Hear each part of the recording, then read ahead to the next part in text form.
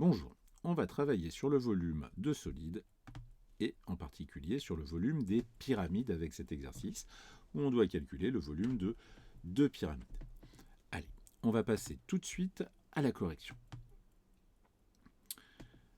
Alors, pour calculer le volume de la pyramide IJDHK, je dois d'abord calculer l'aire de sa base. Alors la base de cette pyramide, c'est la face ici rectangulaire. On est en perspective cavalière sur ce schéma, et donc IJKHD est un rectangle. Et donc l'aire d'un rectangle, c'est largeur multipliée par longueur. Ici la largeur c'est DJ, la longueur c'est JK. Donc ABC, DHEFG est un cube d'arête 8 cm. Donc on en déduit DJ. Avec le codage, on voit bien que le point J est au milieu de DC, donc DJ fait 4 cm, la moitié de 8. JK fait 8 cm, l'aire de la base est donc de 32 cm². On fait attention aux unités. Ici, l'arête, la hauteur est bien à la même longueur que l'arête du cube, c'est-à-dire 8 cm. Et donc le volume de cette pyramide, R de la base multiplié par la hauteur divisé par 3, l'aire de la base 32 cm², la hauteur 8 cm, et tout ça divisé par 3, ça nous fait 85,3 cm3. Des centimètres carrés multipliés par des centimètres, ça fait bien des centimètres cubes, on fait attention aux unités. On passe tout de suite sur la deuxième pyramide.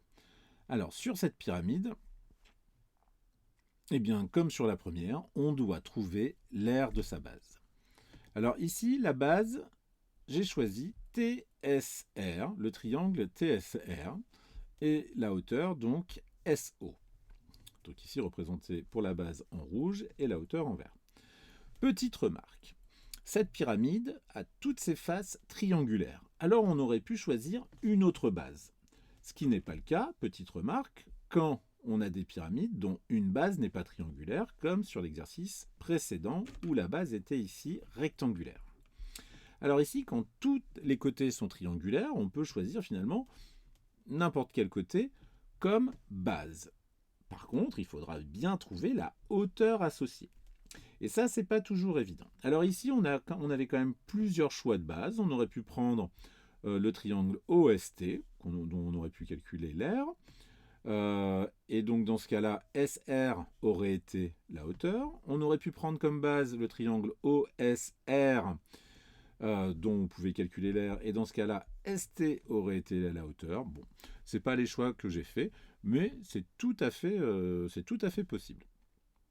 Donc ici, l'aire d'un triangle, c'est l'aire d'un côté multiplié par la hauteur associée divisé par 2. Donc je vous laisse regarder toutes ces valeurs, rien n'est compliqué. En particulier, on fait bien attention ici avec le pavé droit. On a toutes les dimensions de notre pavé droit. Donc on obtient pour l'aire de la base 7 cm², la hauteur 8,7, et tout ça divisé par 3. Alors petite remarque, bien sûr, si vous avez pris une autre base, comme toutes les faces sont triangulaires ici, c'était possible. C'est pas toujours le cas, comme dans l'exercice précédent, je le répète. Mais si vous avez pris une autre base, vous aurez trouvé une autre aire pour la base, une autre longueur pour la hauteur, mais le résultat, bien sûr, sera identique.